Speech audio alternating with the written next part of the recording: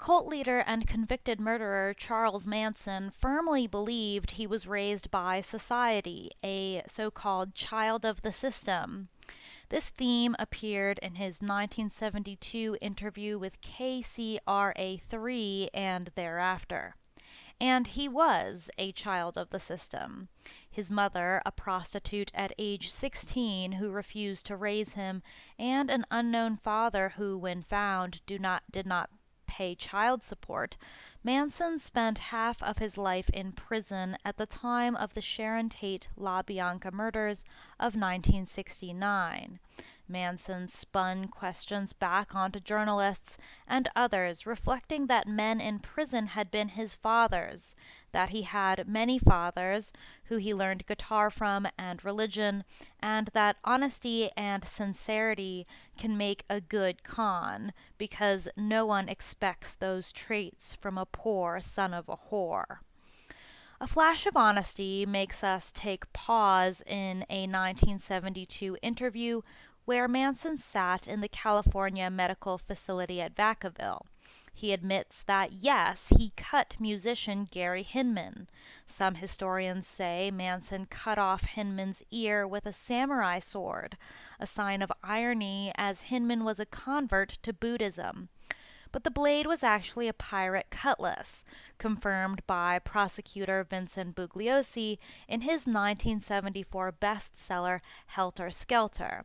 The knife was taken from the Straight Satan's motorcycle gang, which briefly mixed with the Manson family at Spawn Ranch. The Manson girls, after realizing its role in the Hinman attack, broke the blade, and it was thus photographed by LAPD. Manson, in his honesty from 1972, says something startling. He says Hinman was telling him what to do for 20 years. That would mean Manson knew Hinman back in 1949, when Manson and Hinman were both 15 years old, and Manson was in and out of institutions. Can that be right? Let's hear it from Manson himself. Out of here. There are a lot of people who think you go start killing people again. Again? Well, you guys are misinformed. I haven't killed anyone. What about Shay? What about him? Well, what about him? He got killed. Well, the word is you killed him. The word is you stabbed him. What does it feel like to kill somebody, Charles? Word is that you're an old woman. Word is you have turkey in the sky. Word is, I don't know what word is. Somebody else tell you that. I didn't tell you that. Did you kill Shay? Hell no. Did you cut Hinman's ear off? How'd that feel when you cut his ear off? I felt bad Truth is about fun, it. though. Isn't the truth fun now when you... Yeah, Okay, sure. you cut his ear off. What did it feel like? Fun? My goodness. What did it feel like when you cut his ear off? Tell me about it. Come on. What did it feel like? Yeah. Well, I had done what he said for about 20 years. I'd done everything he told me to do. And I got to thinking, now, why don't this guy do something I tell him to do? And he said, no. I said, well, how comes I'm always doing what you tell me to do, but then you never do what I say do? And he said, well, blah, blah, blah. So I said, now you do what I say. And he said, no. I said, you do exactly what I say. And he said, no. I'm telling you. I'm not asking you. I'm telling you. You do exactly what I say. And he said, wow, where'd you get that? I said, got it from my father in prison. He gave it to me. I had a little charm bracelet I used to carry it on when I was about that big. Mm-hmm. So skip that for a second. Yeah. Why was it so important for him to do what you say?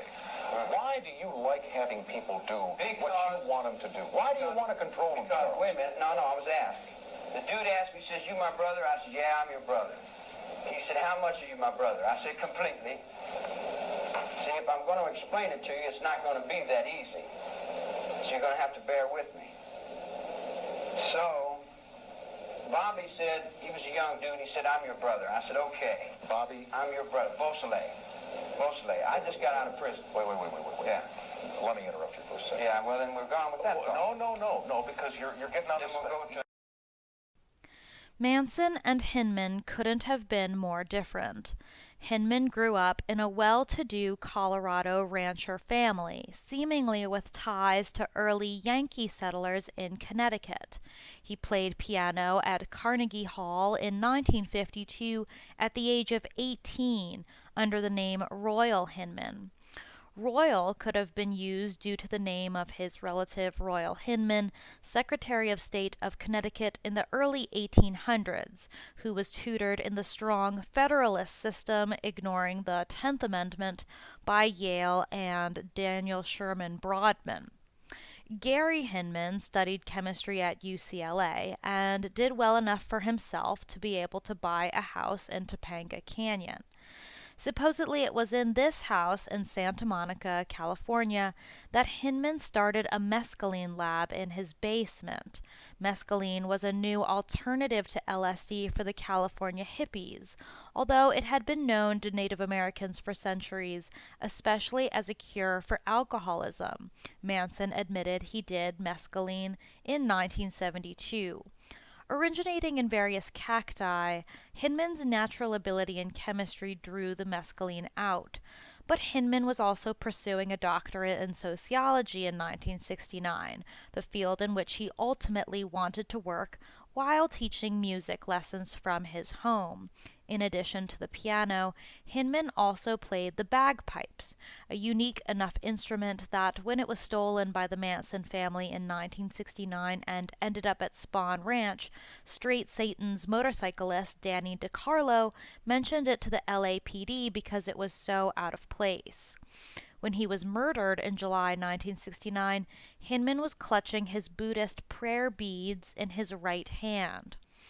Manson, on the other hand, was from the South, raised by his aunt and uncle in West Virginia for a time, as well as by his grandmother in Kentucky, whom he remembered as a, quote, mountain girl, cooking for the Salvation Army.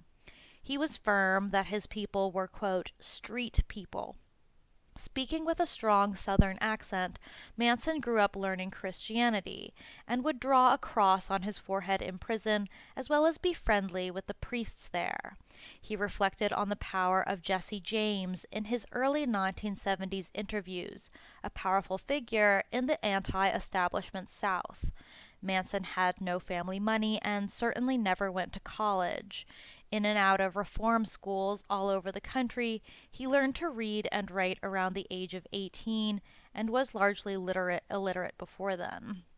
By 1972, he insisted he read the Wall Street Journal. Manson was a singer and certainly would have been interested in music lessons to tune his guitar playing ability, which he learned in jail. He believed Hinman had 20 grand or 30 grand somewhere in 1969 from the Hinman family. When he sent Bobby Beausoleil, Susan Adkins, and Mary Bruner to Hinman's home to demand the money, he was sending two women that Hinman had already slept with. So was this really a money grab or a jealous power move or the grooming of the young Bobby Beausoleil? According to trial testimony and books on the subject, Manson believed Hinman had money, so he sent the three to his home to shake him up and get whatever cash he had, including $1,000 that Bobby believed was owed over a bad mescaline deal. Hinman and a partner, perhaps singer-songwriter actor Bobby Beausoleil, who supposedly lived with Hinman for a time, cooked up their own mescaline in the Santa Monica home. Beausoleil then ran the mescaline around after paying Hinman $1,000 for it, and some people at Spawn Ranch, potentially the Straight Satans, got sick.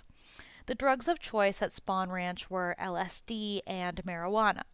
Manson abhorred alcohol, perhaps seeing its effects on his mother and his many so-called uncles, especially when his mother smashed a Jim Beam bottle over one of her John's heads during his youth. Manson was highly skilled at dosing the Manson family, ensuring euphoria for his group, who went on garbage runs to find food from dumpsters for months. The LSD-induced euphoria may have been why he had 25 women, some of them minors, completely intoxicated with him. But Manson's medical skills did not lay only in dosing. He helped deliver at least 3 babies on Spawn Ranch, cutting the umbilical cords with his own teeth, including that of his son, Valentine Michael, by Mary Bruner. Bobby was 20 years old when he met and moved in with Hinman after his stint at the so-called Russian embassy house in San Francisco with Satanist Kenneth Anger. Nicknamed Cupid, in the Spawn Ranch tradition of revolving nicknames, Beausoleil was a musician and an actor, having appeared in Mondo Hollywood and Kenneth Anger's 1967 film Lucifer Rising. He also contributed to that movie's soundtrack, which was a condition in order for him to appear in the film.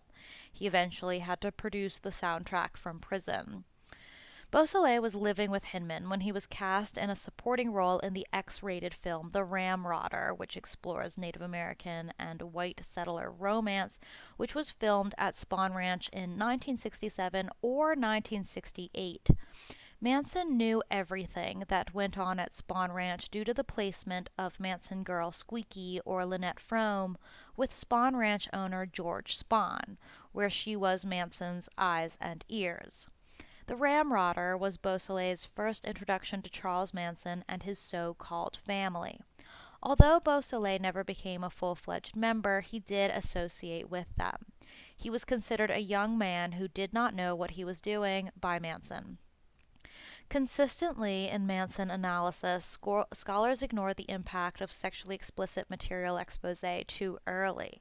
Manson was certainly exposed to sex far too early via his mother and started raping his classmates at the age of 14.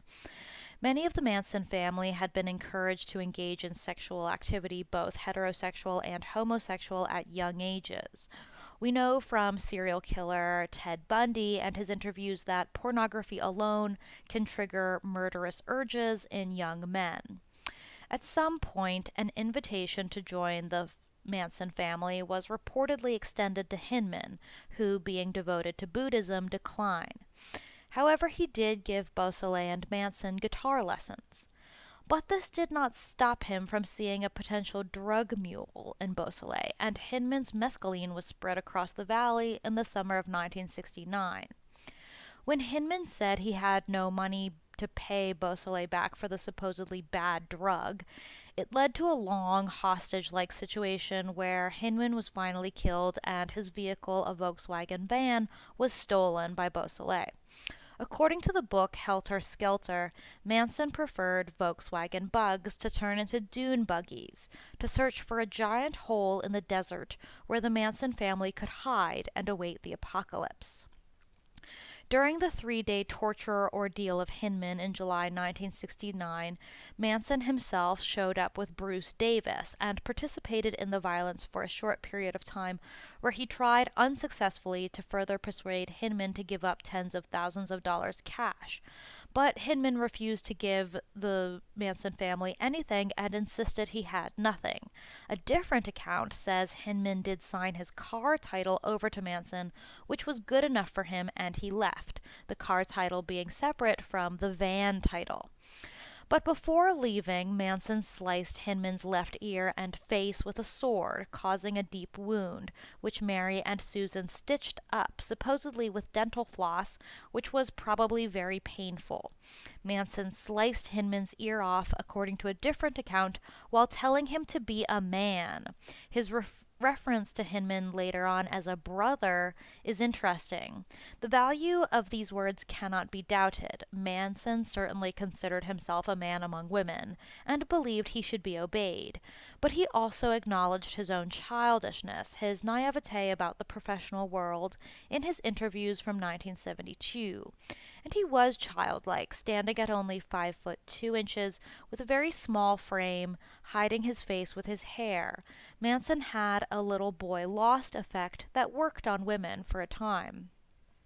When Manson walked out of Hinman's 2-story home, he told the 3 others to finish up.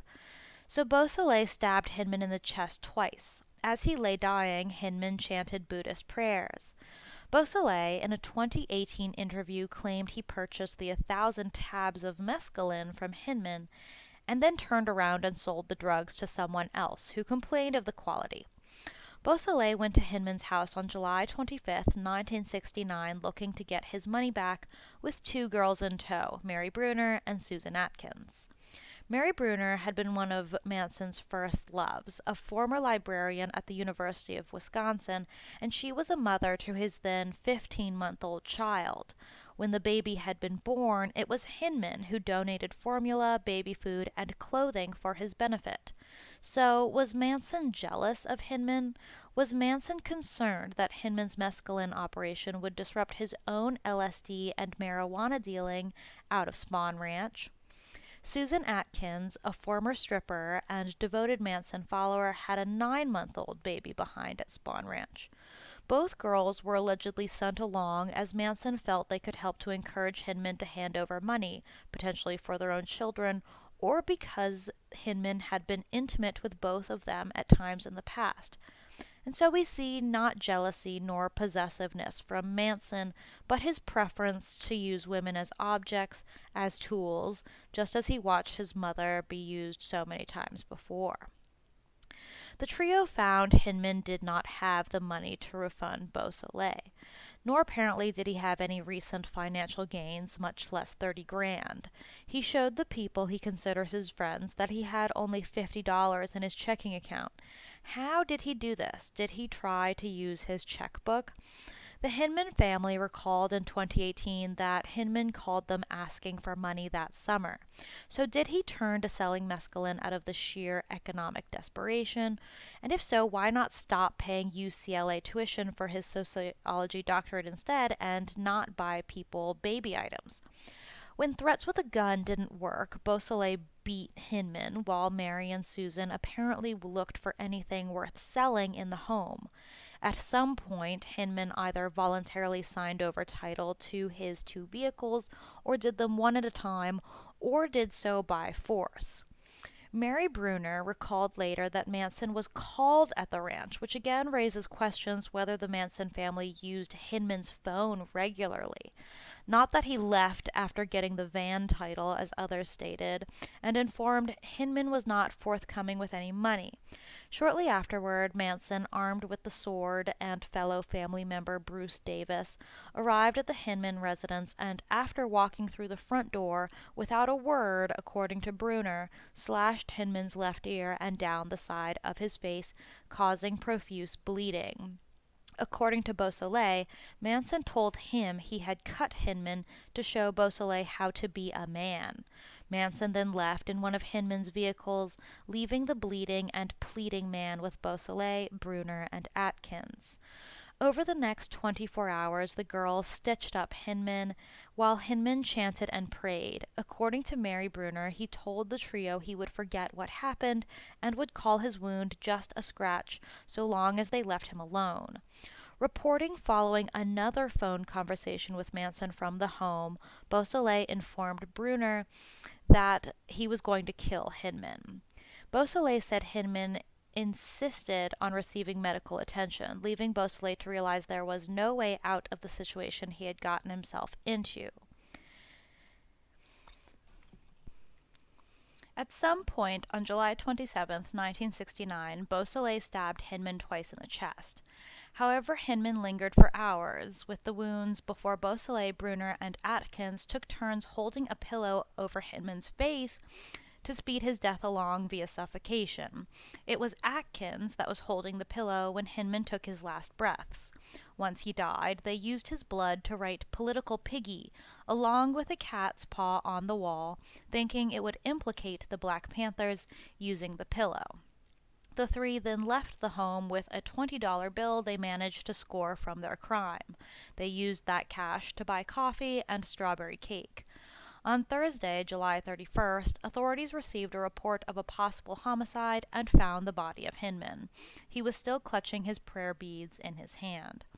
A week later, on August 7, 1969, Beausoleil was found on the 101 between San Luis Obispo and Atascadero, sleeping in Hinman's other vehicle with the murder weapon, a large knife, secreted in the tire well. He was arrested for the murder, and on April 18, 1970, he was found guilty of first-degree murder and sentenced to death. With a interesting turn of timing. The death sentence in California was lifted, and so none of the Manson murderers were sent to death row, and Beausoleil's sentence was commuted in 1972 to life imprisonment with the possibility of parole, which has not been granted.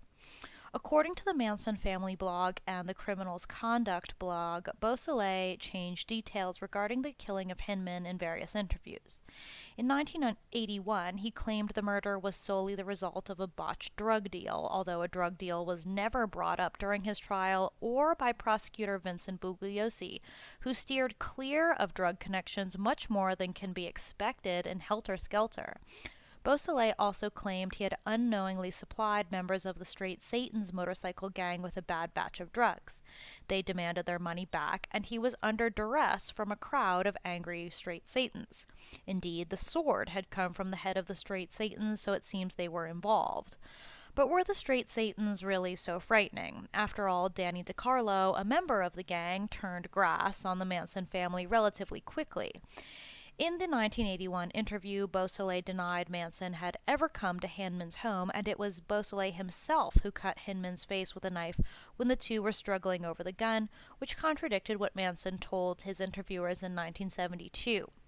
We have to remember, these interviews are done with drugged-out hippies who usually believe in very crazy things and have literally decades of drug use in their past. In 1998, Beausoleil reversed course again, saying it was indeed Manson who inflicted the facial wounds. Before her death in 2009, Susan Atkins said she had never heard mention that the trio went to Hinman's home over drugs.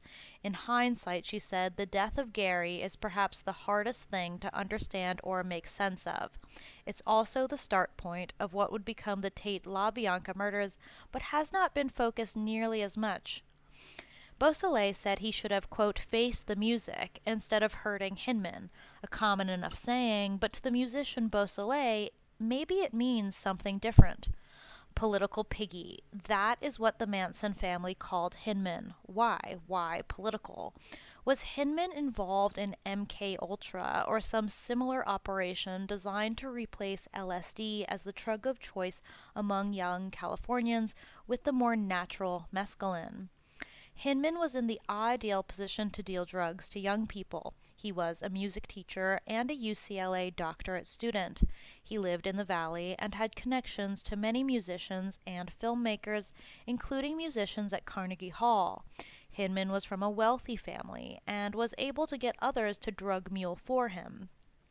Project MKUltra was a human experimentation program designed by the CIA to develop procedures and identify drugs that could be used during interrogations to weaken individuals and force confessions through brainwashing and psychological torture.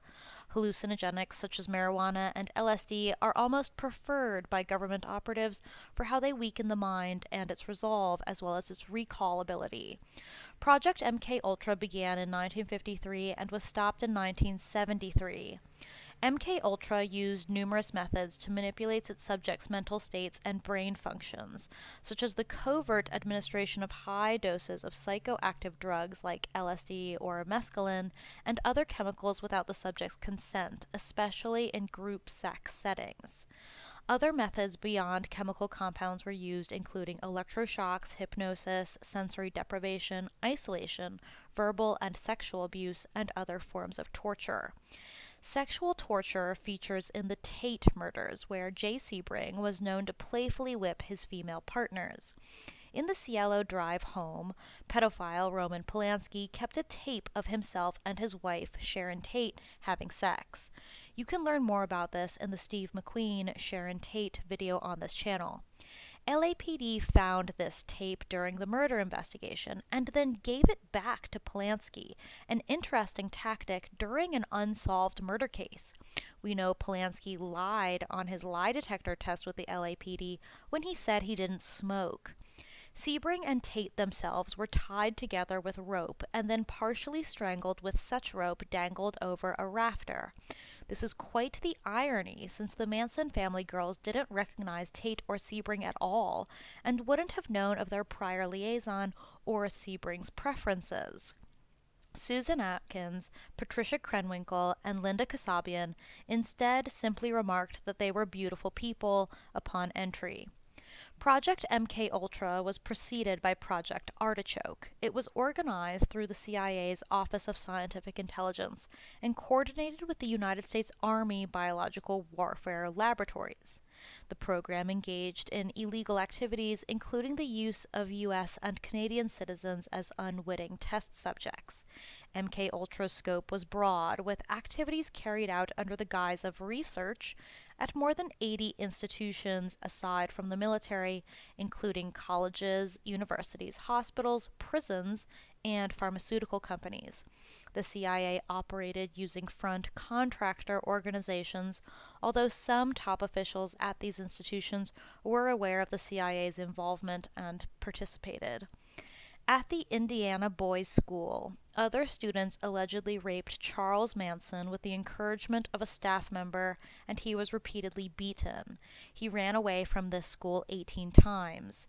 He developed a self-defense technique he later called the insane game, in which he would screech and wave his arms to convince stronger aggressors that he, the smaller one, was insane. After a number of failed attempts, he escaped the school with two other boys in February 1951, and then landed in Washington, D.C.'s National Training School for Boys.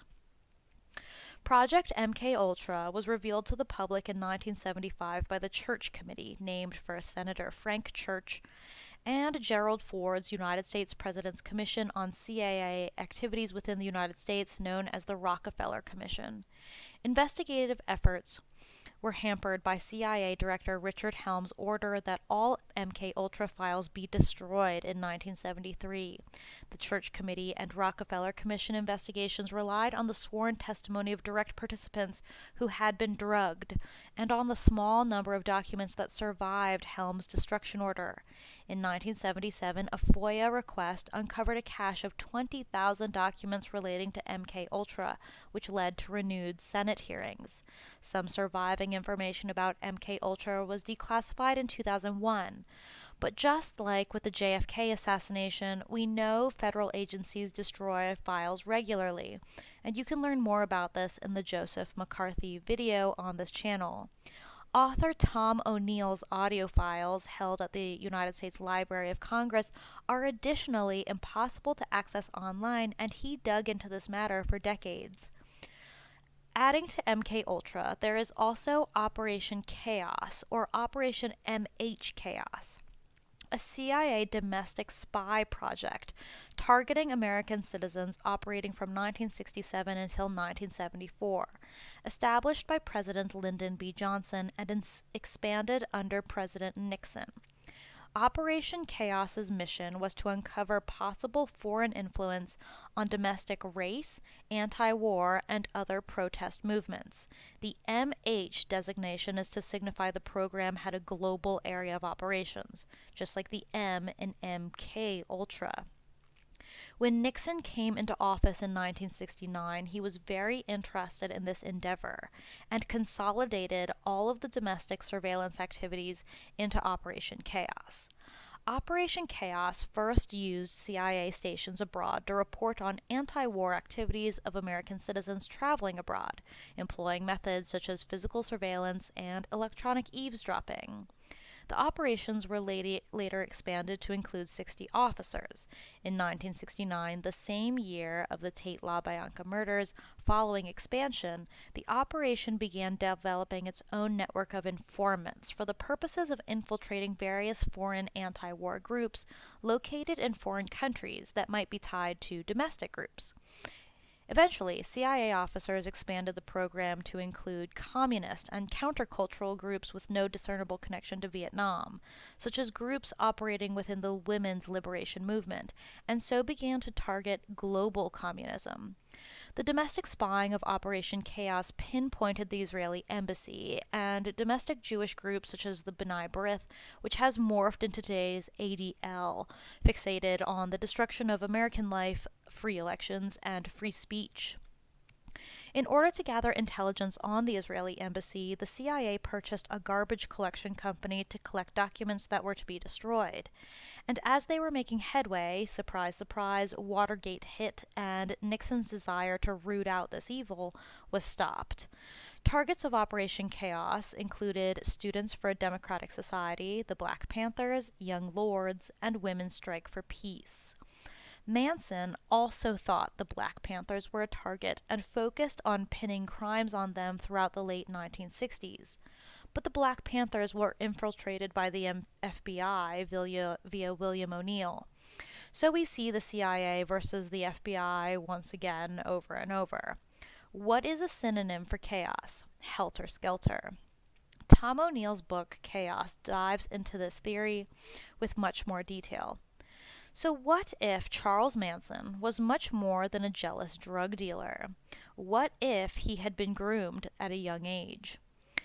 He certainly had the ability to be groomed, starting in 1951 with his enrollment at the National Training School for Boys, located in what is now the Fort Lincoln area of Washington, D.C.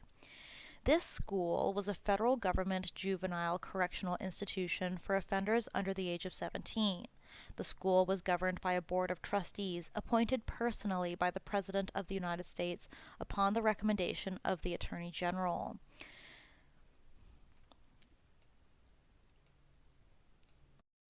The board was authorized, under certain conditions, to release inmates before their terms expired. They also had the power to parole boys from other districts of the United States, subject to the approval of the Attorney General.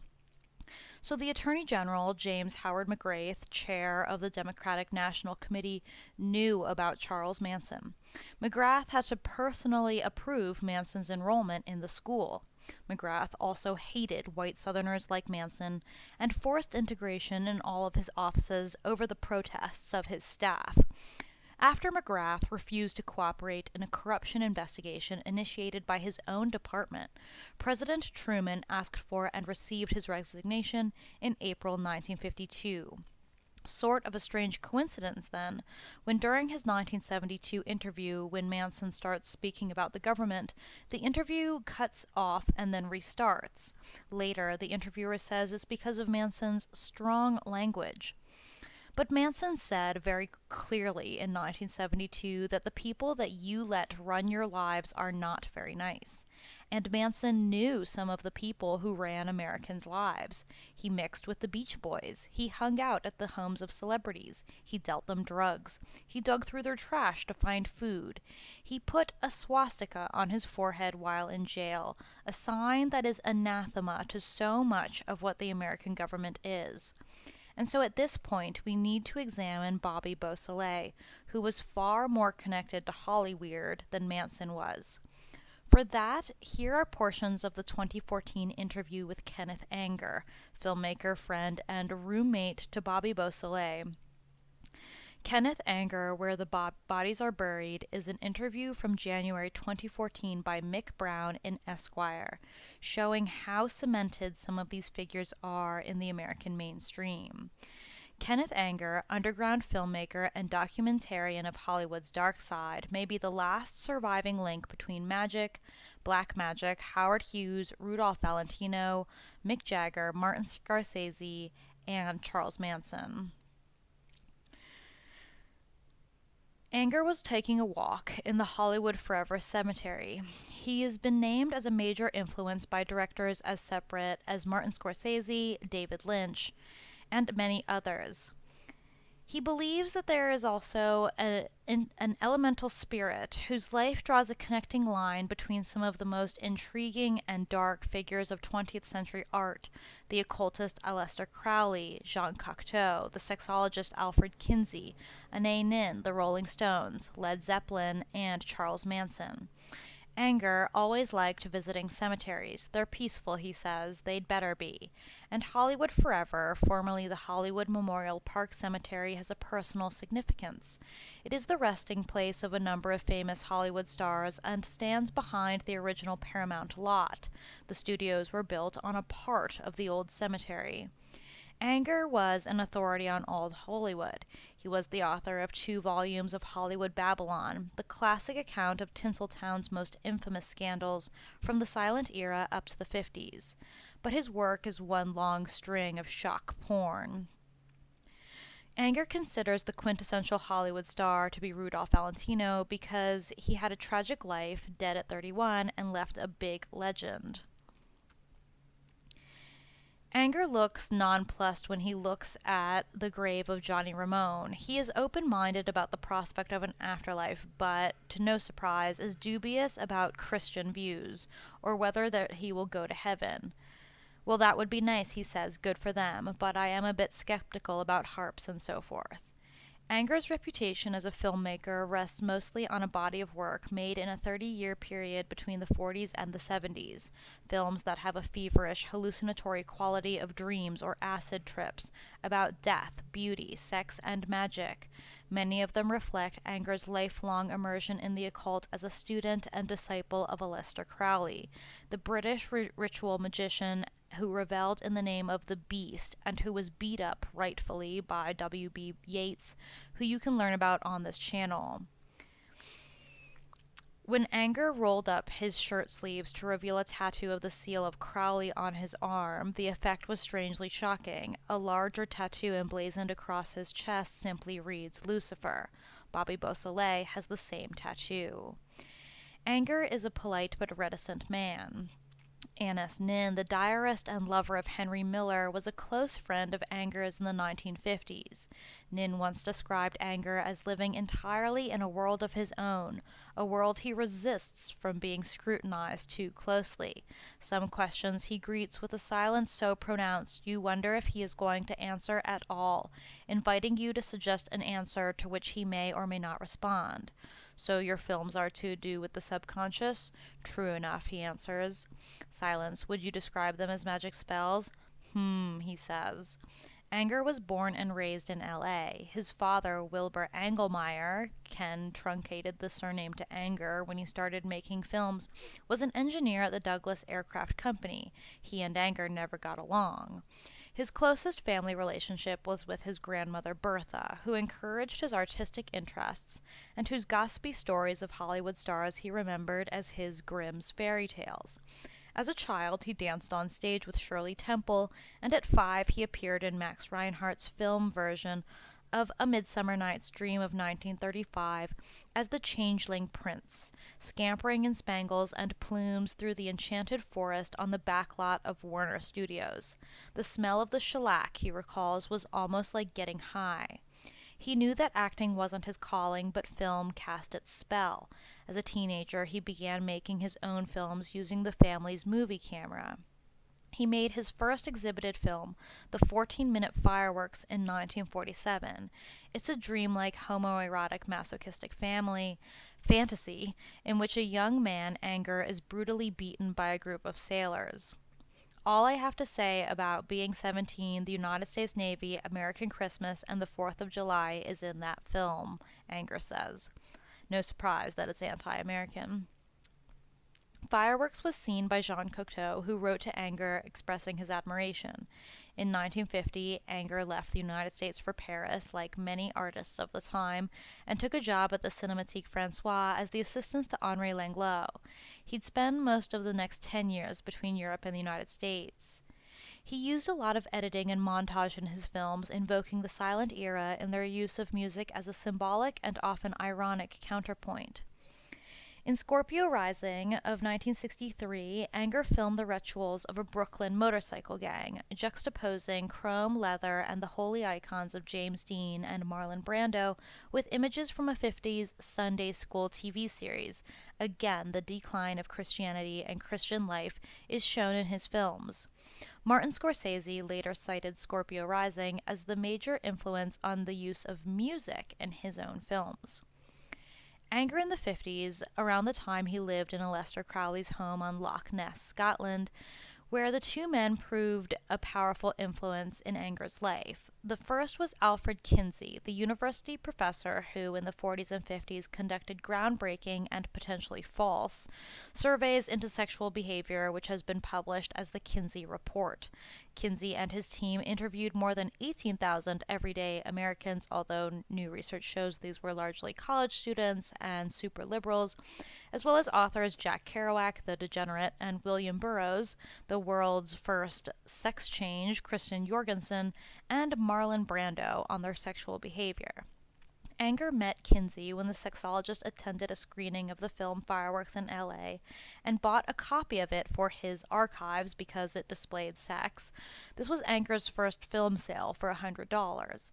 It was the beginning of a lifelong friendship.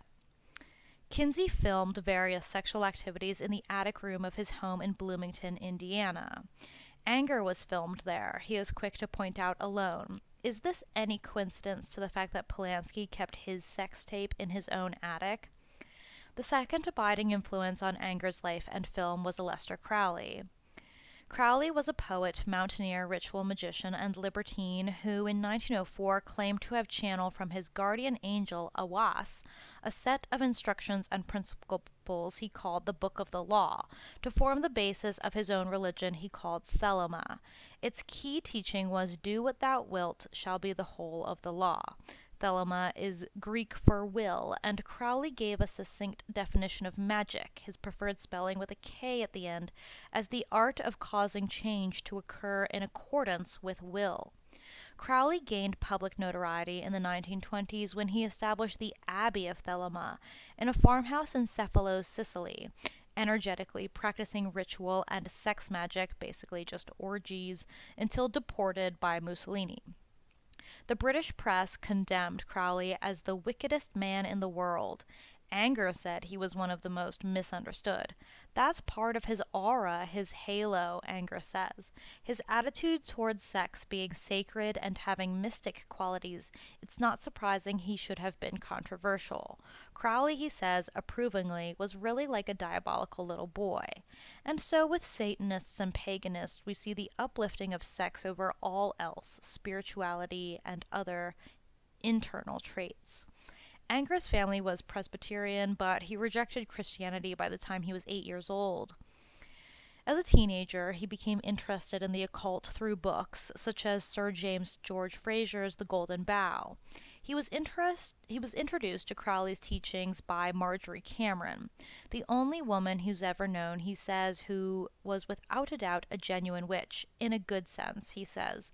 She had what you'd call powers. Cameron was the widow of Jack Parsons, a pioneer in developing rocket fuel that would take man to the moon, and Parsons has a crater on the moon named after him. He was also an occultist and a leader of the American Lodge of Crowley's magical order, Ordo Templi Orientis, OTO. In 1946, Parsons and Cameron practiced a magic ritual known as the Babylon Working to conceive a moonchild as the Thelemic Messiah.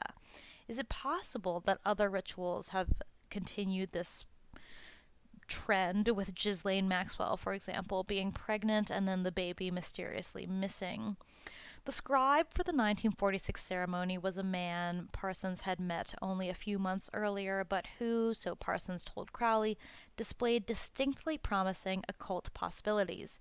He was a science fiction writer named L. Ron Hubbard. The Babylon Working failed. Cameron did not conceive, and so there was no Thelemic Messiah at the time. Hubbard ran off with Parsons' former mistress, a substantial amount of Parsons' money, and a yacht both men owned according to a business deal. The official Scientology version of Hubbard's occult activities is that he was working undercover to expose and destroy a black magic cult. But Hubbard, Anger says, was a pathological liar. You can't believe anything he said. What Hubbard took from meeting Parsons, Anger says, was the blueprint of a hermetic brotherhood in which the acquisition of one layer of knowledge leads to the next, leading to a creation of priests and staff. The difference is, Scientology makes everybody pay. Hubbard told Parsons that inventing a religion was a good way to make money. But Scientology is a cult. The whole thing is what I call a racket, Anger said. In 1952, Parsons was killed when fulminate of mercury exploded in his home lab. There are various theories about whether he was responsible or someone else did it, Anger said. Howard Hughes wanted Jack to go and work for him, but Jack refused. And Howard Hughes was the kind of man you didn't say no to, or if you did, there would be consequences. And you can learn more about Howard Hughes and his friend William Powell in his video on this channel. Following Parsons' death, Anger lived with Cameron for 2 years, intensifying his study of Crowleyan magic. Anger describes his beliefs as paganism, which he says is just an appreciation of nature. It has nothing to do with so-called black magic. For many years, he has been a member of the OTO, but reticent about his own magical practices. The OTO, he points out, is a secret society. He is not doing magic circles all the time, although I have done it on occasion. But he follows Crowley's practice of Liber Resh, a ritual meditation for greeting the sunrise, where you wave at the sun and say, "Hello, sun." For a while in the 50s, Anger lived in Crowley's former home, Boleskine, on the shores of Loch Ness. When Crowley first moved there, he complained to the local council about the prostitute problem in the area. A mystified official was dispatched to investigate and reported there were no prostitutes. That, Crowley said, is the problem. In 1955, Anger and Alfred Kinsey visited Crowley's Abbey of Thelema in Sicily. In the years since Crowley's eviction, the farmhouse had fallen into a state of near dereliction. It was owned by 2 brothers who hated each other. One was a communist and one was a fascist, so I had to pay an exorbitant amount of money to get access to the place. Local peasants, fearing a revival of the black magic, greeted them with a traditional Sicilian curse, a mutilated cat on the doorstep. Anger spent a summer removing the whitewash that had been slapped over erotic images Crowley painted on the walls, filming and photographing them. There was a door to the kitchen about 8 feet tall, and on that he'd painted the image of the Scarlet Woman, nude, and a cake, the cake of light, which was like his Eucharist. I photographed that, Anger sighs. I wish I'd taken it away, but it was just too complicated. There was, he says, a distinct presence about the place.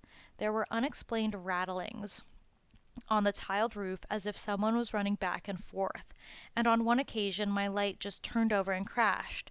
Just little things. I don't need to be convinced because I saw them. These things happened. The ruined abbey is still there, but the specter of Crowley has been diminished by a new sports stadium constructed behind it. Anger sighs, it ruins the whole atmosphere of Satanism. Convicted murderer Bobby Beausoleil, sometime guitarist in the band Love, was photographed on the steps of the San Francisco house known as the Russian Embassy, where he and Anger lived together from 1966 until 1968. Crowley's Thelemite teachings have been a major influence on Anger's films, most notably in what is considered to be his magnum opus, starring Bobby Beausoleil, Lucifer Rising. 10 years in the making, in it, Anger intended to elevate Lucifer from his place as the fallen angel to his pantheistic role as the bringer of light, the North Star, or the original rebel, as Anger said.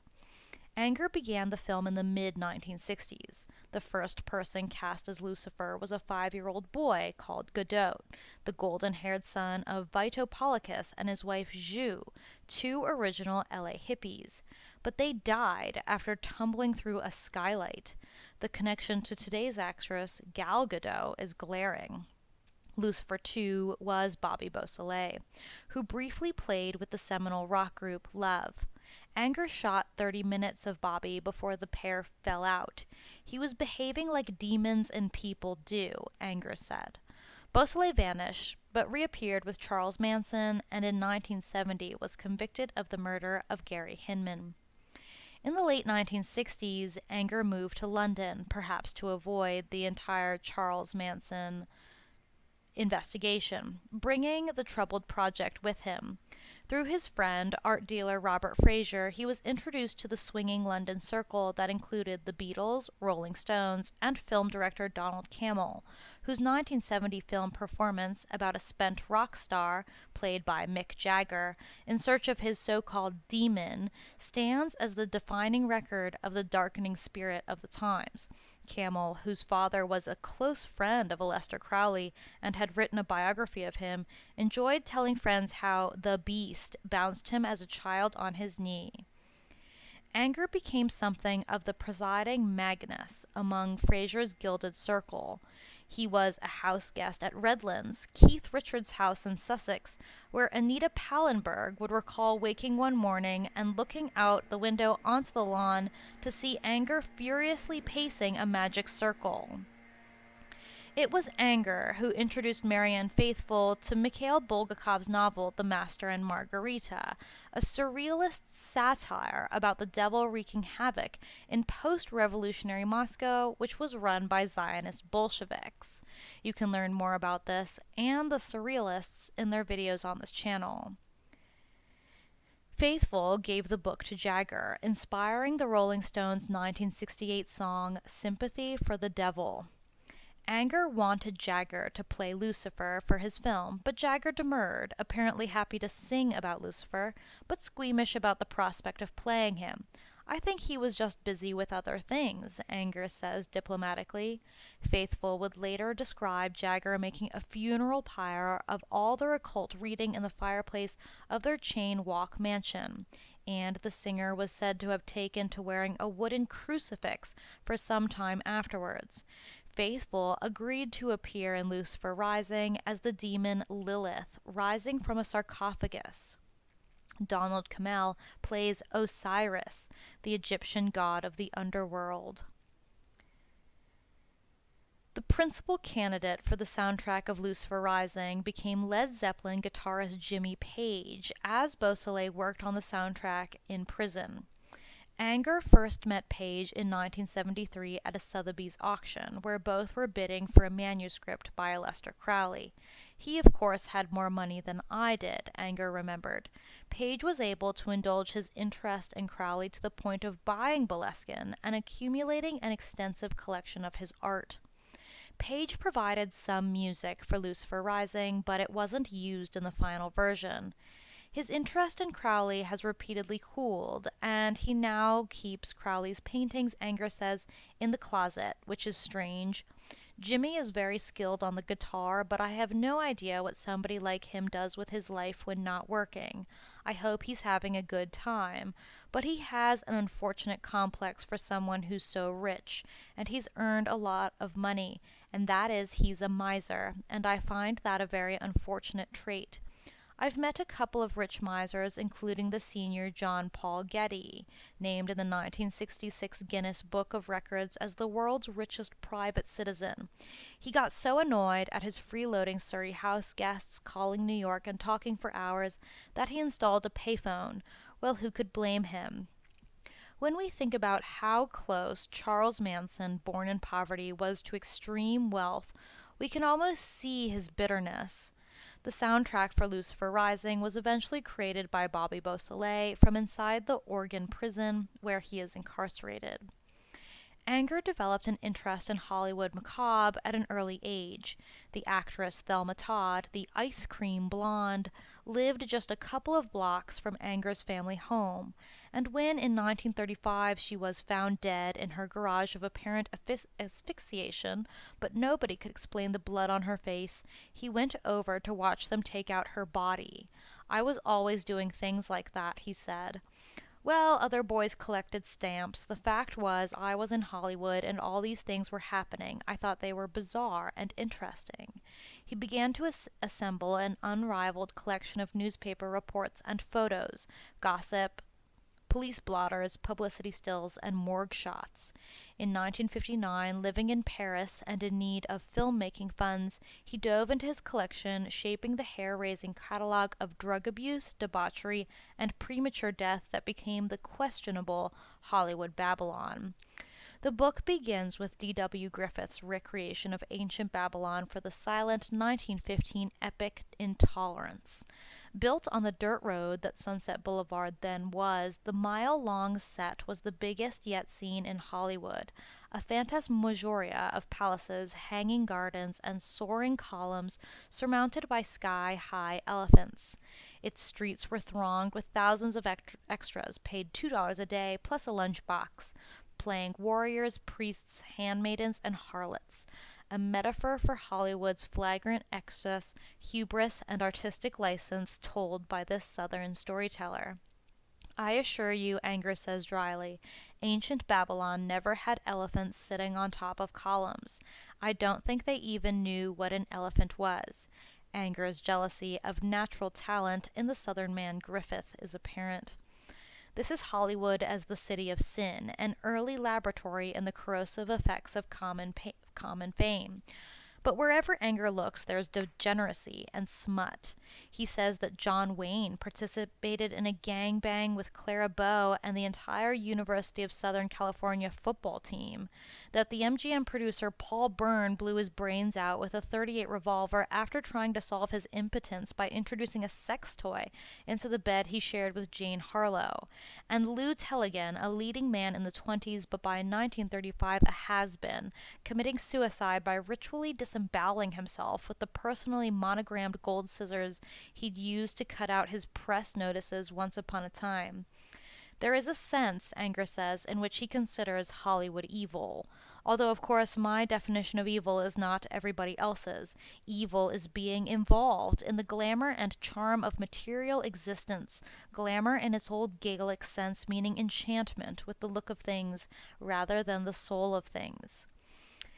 He also quotes Crowley, every man and woman is a star. Well, he meant that every individual has the potential to be a blazing star, but not in the Hollywood sense. I twisted it around so it was ironic. Crowley himself visited Hollywood in 1916, taking note of its denizens as the cinema crowd of cocaine-crazed sexual lunatics. You can learn more about this in the Valentino cocaine video on this channel. The base metal of gossip is malice, and the prevailing tone of Hollywood Babylon is a kind of rueful affection. The malice is reserved for the studio bosses, Philistines, slave masters, and desecrators of talent, and gossip mavens like Hedda Hopper and Luella Parsons. Anger thinks he's Suetonius, the Roman historian who chronicled the doings of the Caesars. The moral is the oldest of all, hubris and nemesis, fame as a Faustian bargain in which the price of worldly success, of living like gods, is shame, horror, degradation, and murder. No story is more tragic and in its way more emblematic than that of Lupe Velez, the Mexican Spitfire, the wife of Johnny Tarzan Weissmuller and lover of Gary Cooper and sundry cowboys, stuntmen, and gigolos. Lupe was a va-va-voom girl whose career hit the skids by 1944. She planned a Snow White suicide to be found by grieving friends, lying on her bed in satin, surrounded by gardenias and altar candles, borne heavenward by an overdose of sleeping pills. But at the last minute, the pills reacted with the Mexican meal she had eaten, and she slipped on her own vomit and smashed her head on the toilet bowl and died. Poor old Lupe, I just see it as a bizarre, colorful, funny, and tragic at the same time story. That's why it interests me, because it has all these elements. Also over the top, which I of course like. Hollywood Babylon was originally published in French, and in 1965 a pirated version was published in the United States by Marvin Miller. Anger was obliged to bring a lawsuit to halt the American publication and was never paid any royalties. Then, fortunately, Marvin Miller died. I won't say I cursed him and then he died, but he didn't live more than a few years beyond that. Who else did Kenneth Anger curse?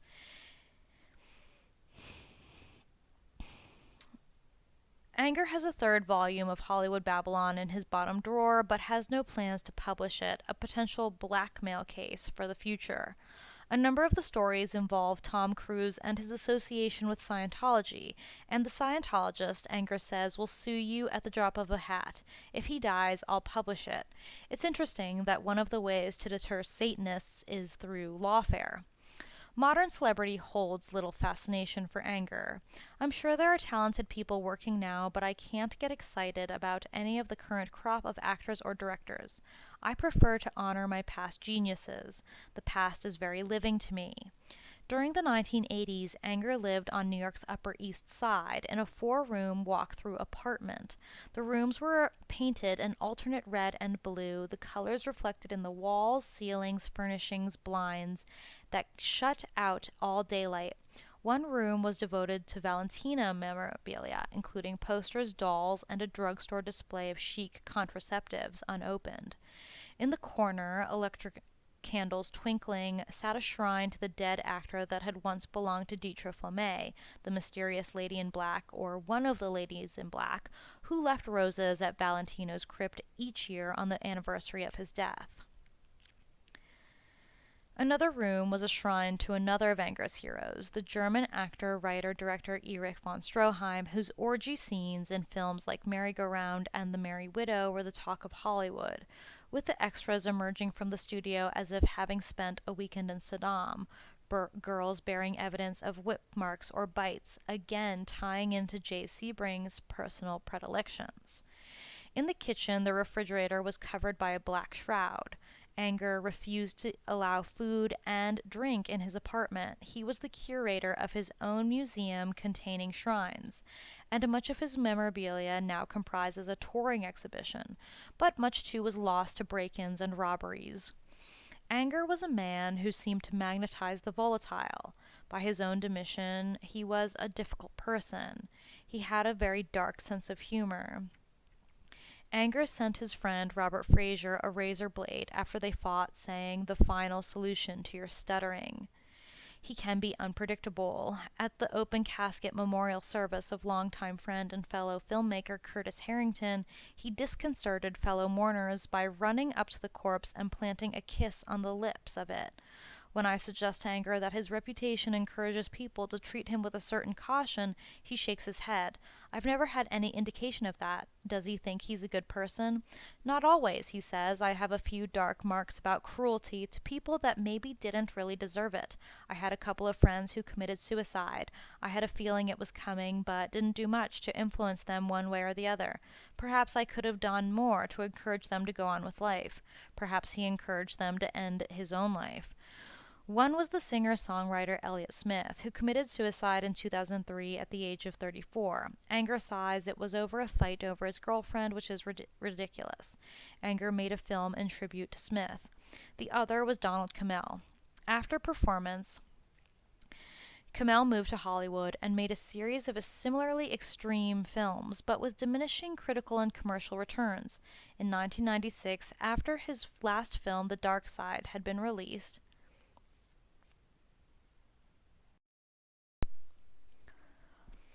In 1996, after his last film, Wild Side, had been taken off him by producers and released in a cannibalized version, Cammell took his own life by replicating the scene in performance where the rock star, Jagger, was killed by a single gunshot to the forehead. It took him 45 minutes to die. It was kind of pathetic in a sense, Anger says, grotesque, but I warned him, "Get out of Hollywood. This place is not working out for you. Go back to England." Anger has proved immune to the temptations and betrayals of Hollywood, instead becoming as dark as it is. Commercial success and the fame that comes with it was never in his picture. If it had been, I would have gone into commercial films. I always considered myself an artist. Anger's work, this roommate of a murderer, is in museums, institutions, and private collections around the world. But financing has always been a supposed problem. The Hollywood Babylon books helped, and the support of interested patrons like Jean-Paul Getty, the scion of the oil family. He was a close friend to Anger. He financed Mouse Heaven of 2004. Getty died in 2011. "Unfortunately for me and about a dozen other people, he didn't leave a will," says Anger. "His widow, Victoria, was a nice lady, but she didn't go along with spending money on the arts." Anger has also been supported in his work by the French fashion designer Agnes Trublet, better known as Agnes B., who first met Anger in 1959 in the Café de Flora in Paris. "He was like an apparition," she remembers. "He had this very short hair, black like a priest, and he was dressed all in black leather like a biker. He was very beautiful." Over the years, she exhibited his work in the Galerie du Jour in Paris and featured a Kenneth Anger t-shirt in her Agnes B collection. He's like a myth for young people, she says. His work has stayed so strong and contemporary. His films have not dated because they are so unique. If Beausoleil were released, this is the kind of people that he could expect to rely on. Among the titles was one of his most recent films, Ich Will, of 2009, for a recent display of his work. For this, Anger assembled propaganda footage of the Hitler Youth, perfect Aryan specimens engaged in character-building outdoor pursuits. The film bears familiar Anger hallmarks, a mirror of his obsessions about male beauty, violence, the roiling depths of the unconscious, and Germany. It is deeply disturbing. You leave it feeling you have peered over the abyss into something evil, as Anger takes the images of young men and distorts them. Anger prefaces the film with a quotation from Shakespeare's The Tempest. "O God, that men should put an enemy in their mouths to steal away their brains, that we should with joy, pleasance, revel, and applause transform ourselves into beasts." Is this a reference to Aleister Crowley, the Beast, or is it a reference to all of the drugs floating around the canyon in the 1960s? We can also think of another quote from A Midsummer's Night's Dream, "What fools these mortals be." "I don't mind stirring up a little controversy," Anger says to end the interview. And so this is the kind of scene that Charles Manson was a part of, even from the outskirts of it. Did he really not fit into this scene?